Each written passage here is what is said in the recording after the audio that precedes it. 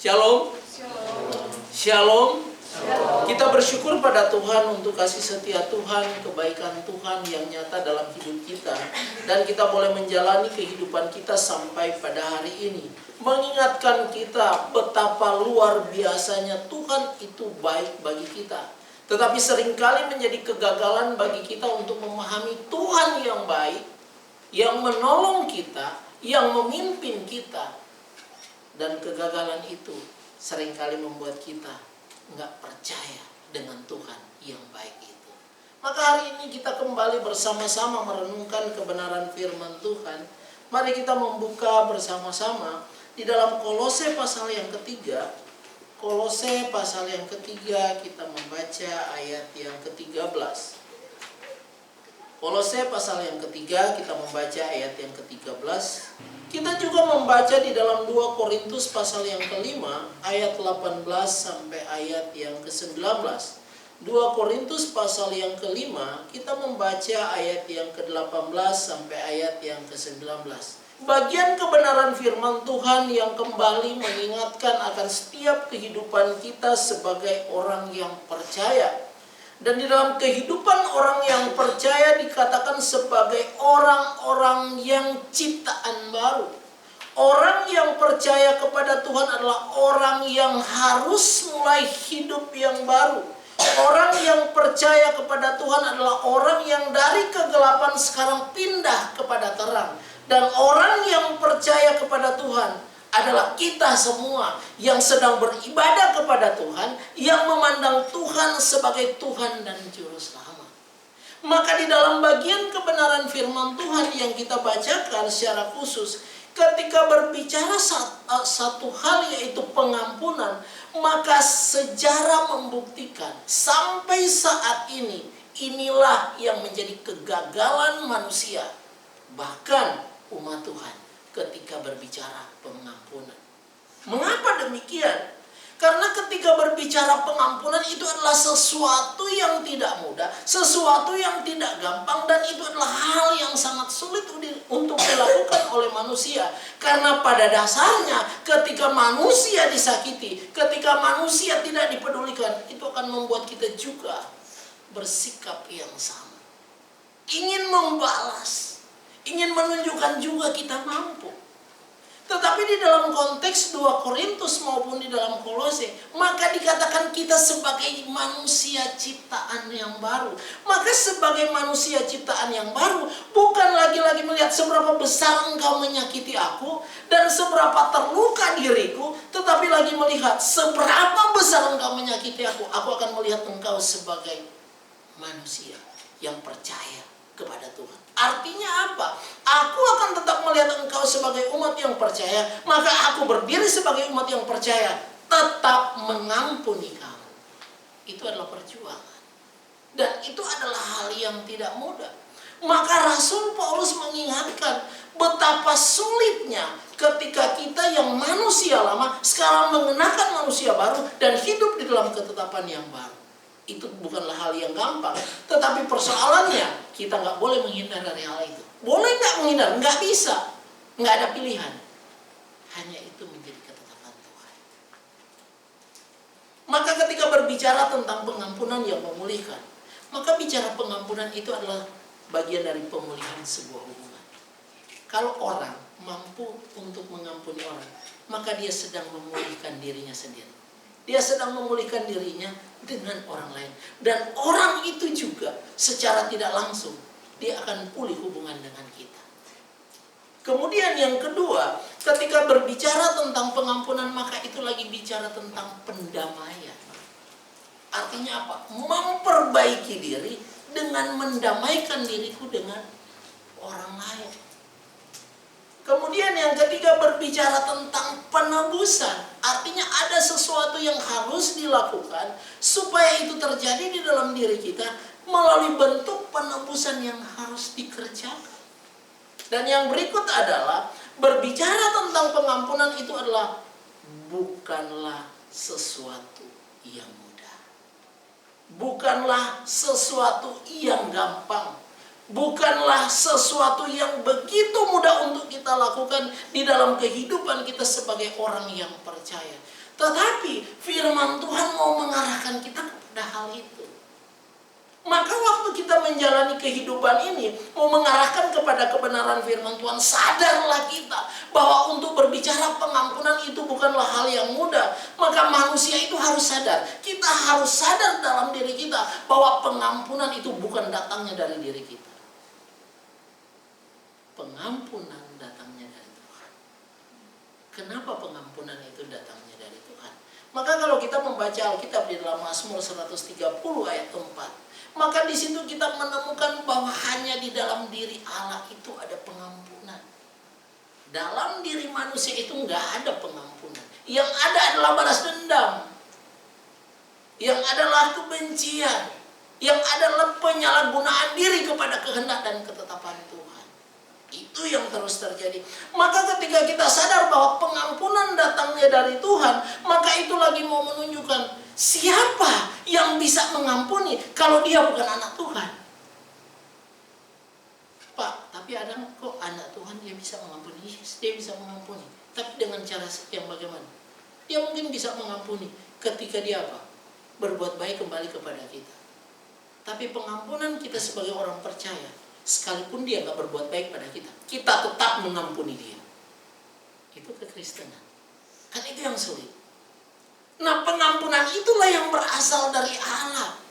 Maka ketika pemazmur sadar bahwa pengampunan itu hanya dari Allah datangnya, maka dia datang sujud di hadapan Allah.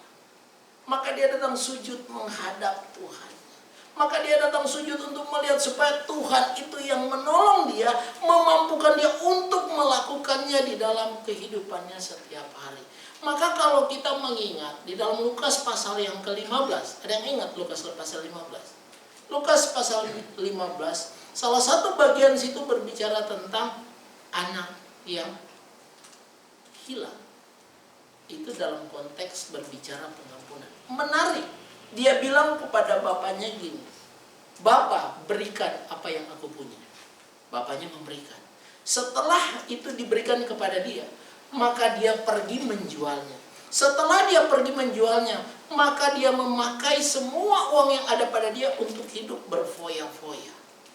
Pertama, dia meninggalkan orang tuanya, dia menjual semua yang diberikan kepada dia, dan dia pergi berfoya-foya dalam hidupnya. Dan Alkitab mencatat suatu ketika semua sudah tidak ada itu di dalam diri dia, maka yang dia ingat bukan apa yang dia lakukan, tapi yang dia ingat apa? Bapakku tuh banyak sekali makanan di rumah. Bahkan punya hamba-hamba yang begitu banyak. Maka ketika dia tersadar, dia ingat bapaknya, hanya dia bilang, "Aku akan bangkit. Aku akan kembali kepada Bapa." Apa nilai yang kita bisa lihat dari situ? Kebenaran apa yang kita bisa temukan dari situ? Yang pertama, ketika dia punya segalanya, dia menjalani hidup sesuai dengan maunya. Tetapi ketika dia tidak punya apa-apa, maka dia kembali melihat Tuhan di dalam hidupnya. Mau kembali kepada Bapa. Tapi yang lebih menarik adalah apa? Waktu dia sadar, dia datang pada bapaknya.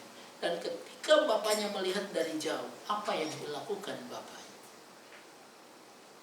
Kalau zaman kita sekarang, minimal parang yang akan kejar dia. Kalau zaman kita sekarang, minimal pintu akan ditutup bagi dia. Kalau zaman kita sekarang, minimal pukulan akan dia terima. Tetapi berbeda dengan Bapa. Ketika dia melihat itu adalah anaknya dari jauh, maka apa? Dia berlari untuk mendapatkan anaknya, memeluknya, sehingga anaknya berlutut dan meminta pengampunan.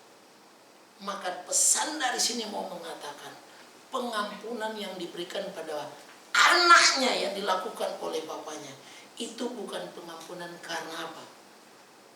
Karena udah terlalu sakit hatinya, enggak. Tapi sebuah penerimaan ketika seseorang berbalik dan kembali kepada Tuhan. Itu akan diterima. Tuhan akan selalu membuka tangannya, menerima orang-orang yang akan kembali kepada-Nya. Bagaimana dengan kita sebagai orang yang percaya? Mungkin kita perjalanan hidup kita terlalu banyak kelak-kelok, terlalu banyak belok kiri belok kanan. Seringkali kita pun gagal di sana. Tapi ingat, pengampunan yang memulihkan mau menolong, mau mengajarkan apa? Kita balik pada Tuhan, kita bertobat, kita akui dosa kita di hadapan Tuhan. Kemudian kita mulai lempeng, maka itu akan membebaskan kita. Maka itu akan melepaskan kita dari ikatan yang salah yang sudah lama terjadi dalam diri kita. Kenapa banyak orang menghindari datang pada Tuhan? Karena kan dia belum terlalu percaya dengan Tuhan. Tapi orang yang sadar pengampunan itu hanya daripada Tuhan, maka dia akan merasa tidak layak ketika dia datang di hadapan Tuhan. Tetapi dia akan merasa betapa dia membutuhkan Tuhan, karena hanya Tuhan yang bisa mengampuni dia. Maka dari sini kita bisa melihat, kalau begitu besar kita harus sadar bahwa pengampunan itu dari Tuhan. Maka mau mengingatkan juga kepada kita, yes, pengampunan itu hanya dari Allah. Maka kita sebagai anak Allah, sebagai orang yang percaya, kita pun dituntut dalam Kolose mengatakan, kita pun harus mengampuni orang lain. Kita harus bersikap ramah. Kita harus menunjukkan sesuatu hidup yang berbeda. Kemudian ketika kita membaca di dalam Ulangan pasal 29 ayat yang ke-20, itu dikatakan Tuhan itu maha adil, Tuhan itu pengasih, Tuhan itu penyayang. Tapi Tuhan bilang dia juga pemurka. Ternyata mau mengampuni itu nggak mudah untuk Tuhan lakukan bagi manusia yang tidak mau bertobat. Maka kalau kita membaca secara keseluruhan di dalam kitab Ulangan pasal 29, kita menemukan betapa jahatnya umat Tuhan yang dipilihnya, sehingga sampai Tuhan kayak nggak peduli lagi, kayak nggak mau memberikan pengampunan lagi. Tapi dia pengampun, tapi dia penyayang. Maka dalam situasi itu memberikan gambaran orang yang tidak mau kembali datang pada Tuhan dengan sungguh, Tuhan pun nggak terlalu mempedulikan kita. Kenapa? Karena kalau Tuhan memberi kesempatan, kita nggak hargai, habislah kita. Tuhan sudah beri kesempatan untuk umat Tuhan itu datang pada dia, menyembah dia, mempersembahkan hidup kepada Tuhan. Tetapi betapa bodohnya umat Tuhan. Mereka melihat mujizat yang luar biasa. Waktu siang ada tiang awan, waktu malam ada tiang api. Waktu nggak ada jalan, Tuhan buka jalan. Waktu nggak bisa minum, Tuhan kasih minum. Waktu lapar, Tuhan kasih makan. Tapi mereka tetap menyembah kepada berhala. Kalau kita melihat kepada kebenaran, semua Tuhan beri, tapi manusia itu memberontak, maka Tuhan tidak segan-segan memurkai umatnya sendiri. Tuhan nggak pernah segan memurkai umatnya yang terus melakukan dosa. Pak, kan saya percaya pada Tuhan. Saya setiap minggu beribadah, saya berdoa. Ingat, itu adalah ritual yang kita lakukan. Hatimu siapa yang tahu? Sikap hidupmu siapa yang tahu? Mungkin orang tua nggak tahu, teman-teman nggak tahu. Bahkan mungkin diri kita sendiri nggak tahu kalau kita udah berada di jurang yang paling bawah. Tapi Tuhan mengetahui. Maka untuk masuk ke dalam satu kehidupan yang baru, kita butuh Tuhan untuk memulihkan kita. Kita butuh Tuhan untuk memulihkan. Memang pengampunan bukan hal yang mudah, tetapi keberanianmu seperti anak yang bungsu kembali datang kepada bapaknya dan bertobat, maka penerimaan itu akan menjadi leluasa untuk Tuhan lakukan dalam kehidupan kita. Dan itu apa? Akan sangat membebaskan, mendamaikan diri kita dengan Tuhan. Maka kalau kita melakukan apa, misalnya kita buat orang sakit hati ya, untuk bisa pulih itu nggak gampang, sakit di sini. Tetapi realita kehidupan apa? Kita memang sakit, tapi kita harus hadapi sakit itu untuk tetap menerima orang itu, untuk tetap mengampuni orang itu. Dan waktu kita menjalani hal itu, kita sedang apa? Kita sedang memaksa diri kita untuk menuruti kehendak dan ketetapan Tuhan. Itu kebenaran. Hal yang berikut yang kita bisa lihat, kalau kita membaca dalam Matius pasal yang ke-26 ayat 28 dikatakan, pengampunan itu sudah berbicara tentang pengorbanan Yesus Kristus. Maka ketika berbicara tentang pengorbanan Kristus, kita baru merayakan Jumat Agung, kita baru merayakan Paskah, kita baru merayakan kenaikan Kristus. Maka semua itu lagi berbicara tentang kasih Tuhan pada umatnya. Penebusan Kristus di atas kayu salib lagi mau menunjukkan kasih-Nya yang begitu besar kepada manusia yang tidak pantas untuk mendapatkan kasih itu. Yang tidak pantas diberikan oleh Tuhan. Maka betapa luar biasanya jahatnya kita kalau yang dikasih secara cuma-cuma kita sia-siakan dalam hidup kita. Hati-hati. Karena apa? Kebenaran firman Tuhan mau mengingatkan bahwa hanya melalui Kristus yang dapat membebaskan manusia, menebus manusia dari dosa dan kesalahan. Maka ketika kita masuk di dalam penebusan dan pendamaian yang dilakukan oleh Kristus, dengan kita percaya kepada Dia, maka di situ kita akan menerima apa? Pengampunan yang luar biasa yang Tuhan beri bagi kita. Maka apa? Secara langsung kita dengan Tuhan dipulihkan. Maka betapa bahagianya kita. Mungkin kita lagi bawa motor, mungkin kita lagi di rumah, mungkin kita lagi belajar, mungkin kita sedang menghadapi persoalan. Tuhan, tolong saya, mampukan saya, pimpin saya. Enggak semua mampu melakukan hal itu, tapi orang yang sadar akan kebenaran, dia akan mampu untuk melakukan hal itu. Dan itu akan apa? Memberi ketenangan dalam diri kita. Mungkin kita berjalan sendiri, mungkin ada orang gak peduli dengan kita, bahkan mungkin orang tua juga gak peduli dengan kita. Tetapi apa?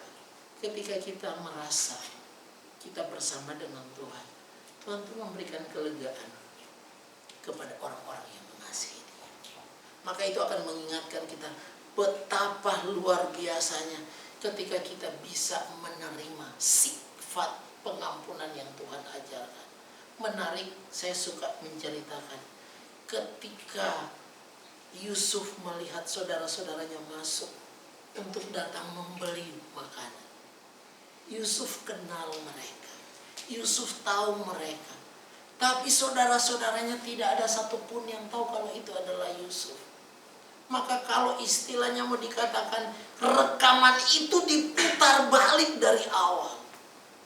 Betapa jahatnya saudara-saudara, betapa menyakitkan yang mereka lakukan terhadap Yusuf. Tapi herannya, Yusuf tidak pernah memandang rekam jejak dari saudara-saudaranya. Tapi yang Yusuf lakukan adalah apa? Dia ingin memeluk dan menangis bersama dengan saudara-saudaranya yang telah melakukan yang jahat kepada dia.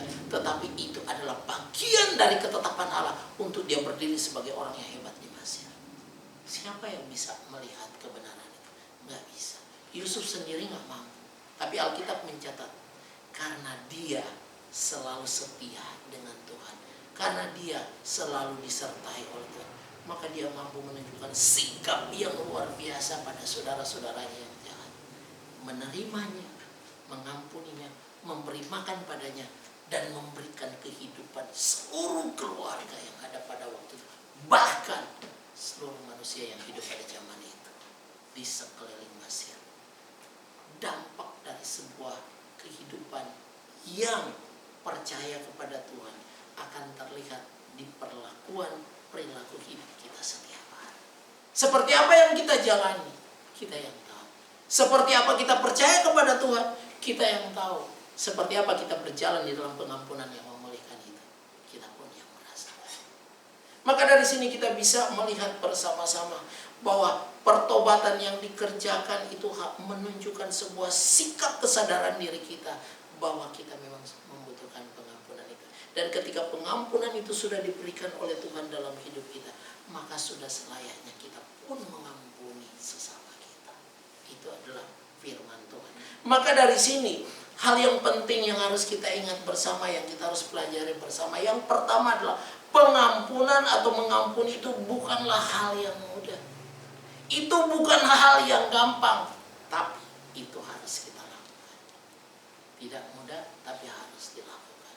Pak, kok seperti itu? Itulah firman Tuhan. Pak, boleh nggak kita mengampuni setengah? Nggak bisa. Pak, aku ampuni besok, aku marah lagi, aku benci lagi, boleh nggak? Nggak bisa. Susah. Memang susah. Pak, bagaimana yang gampang? Satu, supaya jadi gampang. Bertobatlah kita dengan benar, maka kita akan dengan mudah untuk mengampuni orang lain, sekalipun itu tanpa berat. Coba tanya pada diri kita. Kalau kita membaca di dalam kitab Kisah Para Rasul, siapa yang bisa mengampuni? Ternyata pengampunan itu dihubungkan dengan iman percaya seseorang kepada Tuhan. Maka kalau kita nggak beriman, kita nggak pernah akan mampu mengampuni orang lain. Nggak akan pernah mampu. Tapi iman kita kepada Tuhan menolong kita, mengarahkan kita untuk apa? Mengampuni sesama kita. Itulah yang menjadi kebenaran. Dan hal yang kedua yang kita harus ingat bahwa pengampunan bukan hanya menolong kita. Pengampunan bukan hanya membebaskan kita. Pengampunan bukan hanya mendamaikan diri kita, tapi orang lain juga. Maka kita akan terlepas dari yang namanya kebencian dan ketidaksukaan itu. Dan orang ketika menjalaninya di dalam pengampunan yang diberikan pada orang lain, dia sendiri akan ringan beban. Dan orang yang bersalah itu akan bersyukur ketika melihat orang ini kok bisa mengampuni saya. Aku udah jahat sama dia, tapi dia bisa mengampuni saya. Kadang perbuatan kita akan menyadarkan orang lain yang melihat kita. Maka itu menjadi perjuangan kita bersama sebagai orang-orang yang percaya. Kemudian yang ketiga adalah pengampunan membawa kita kepada hubungan yang baik. Pengampunan akan membawa kita kepada hubungan yang baik satu dengan yang lain. Pengampunan akan membuat kita terbebas, akan membuat kita tertolong, dan kita menikmati kebahagiaan yang luar biasa. Pertanyaannya bagi kita, maukah kita hidup di dalam pengampunan yang memulihkan itu? Kristus sudah mengerjakan 2000 tahun yang lalu buat kita. Saatnya bagi kita untuk mengerjakan. Saatnya bagi kita untuk bertanggung jawab dalam ajaran yang Tuhan ajarkan. Maka ketika kita berani memegang prinsip kebenaran firman Tuhan, bersiaplah untuk terluka, bersiaplah untuk tersakiti, tapi kebahagiaan kita akan rasakan karena kita sedang meneladani apa yang diajarkan Kristus dalam hidup kita. Selamat untuk hidup dalam pengampunan, karena itulah panggilan Tuhan dalam kehidupan kita sebagai orang yang percaya. Amin untuk kebenaran firman Tuhan.